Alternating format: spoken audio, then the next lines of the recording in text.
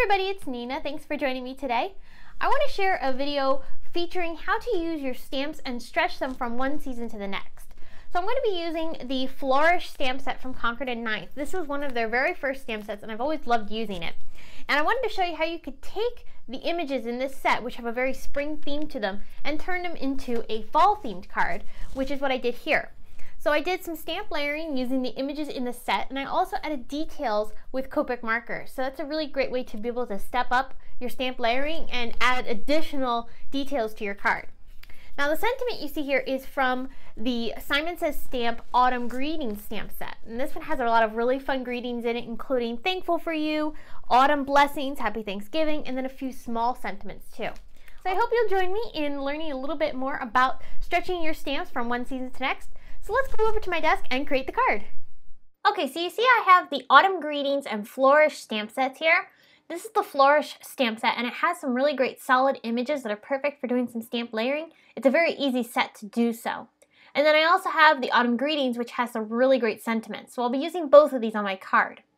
I'm starting off by taking the images from the Flourish stamp set and I'm going to stamp these down onto some cream cardstock from Simon Says Stamp. I'm starting off with Willow ink and the large branch image, and I'm going to ink this one up completely, and then I'll stamp this down onto my card. By starting off with this big image, we can now build all of the smaller images around it. I'm bringing in some melon ink and the solid flowers, and I'm going to stamp these into the open spaces. Now normally you would stamp the large flower that's included in the stamp set into that big center area. But because I want this to be a fall themed card, I'm going to be using only some of the images, and in this particular case I'm using these flowers because they reminded me of some mums. So I'm going to turn them into some mums. Now I'm also stamping some of the berries because of course berries are something you always see in the fall time. I'm actually already starting to see these show up in a lot of places around my area here in Maine. I stamped those in Schoolhouse Red, and now I'm going to use some of these half open buds and stamp these in Thistle ink.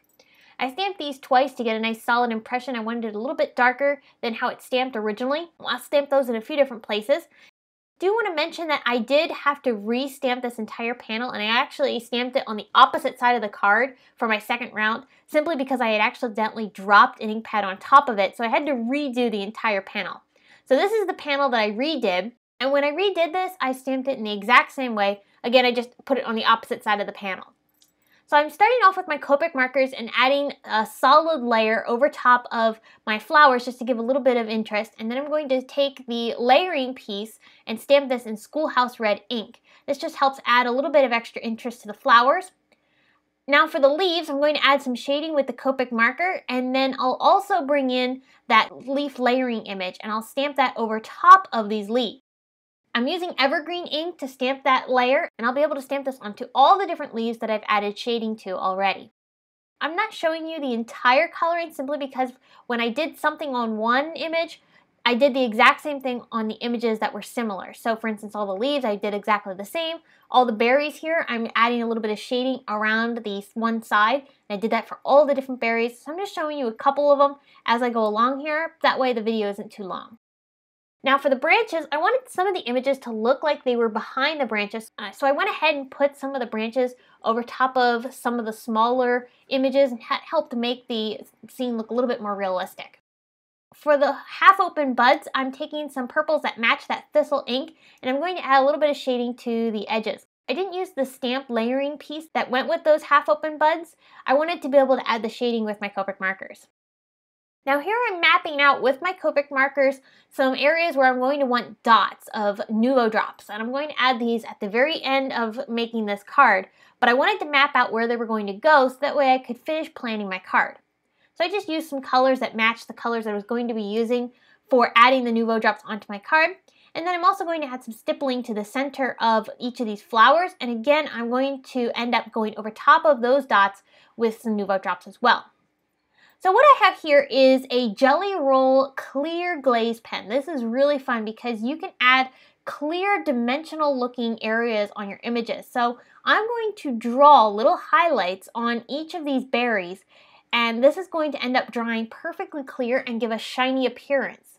It's not going to be bright white. I don't want a bright white highlight on these images, and it does look milky right now, but once it dries, here you can see they have a really great highlight, shiny appearance and makes them look really dimensional, but it's not in white, it's in a clear, so it's picking up the red underneath, and it looks so cool.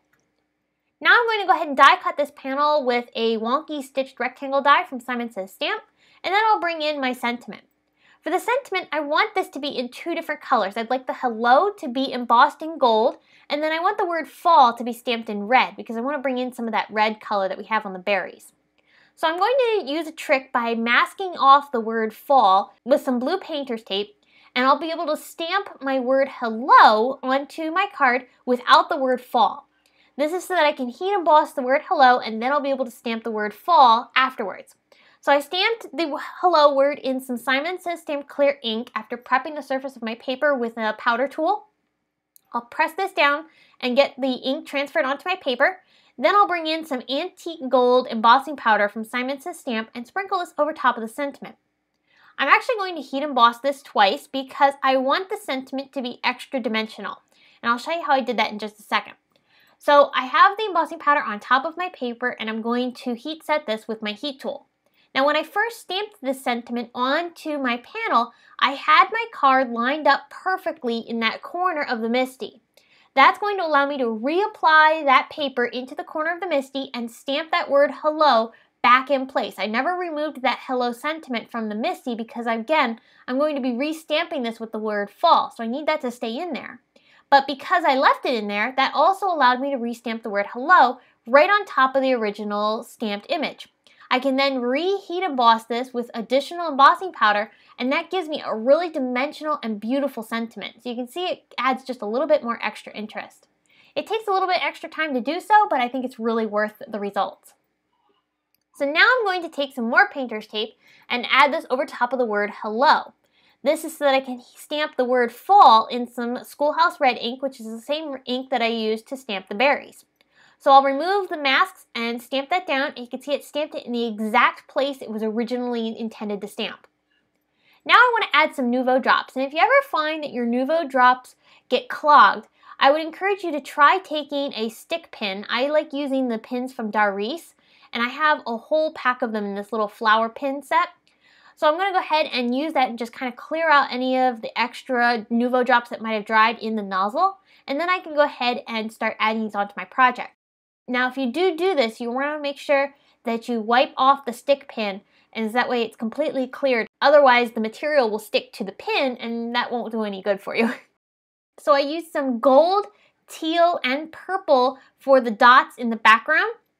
And now I also use some gold ones for the centers of the flowers.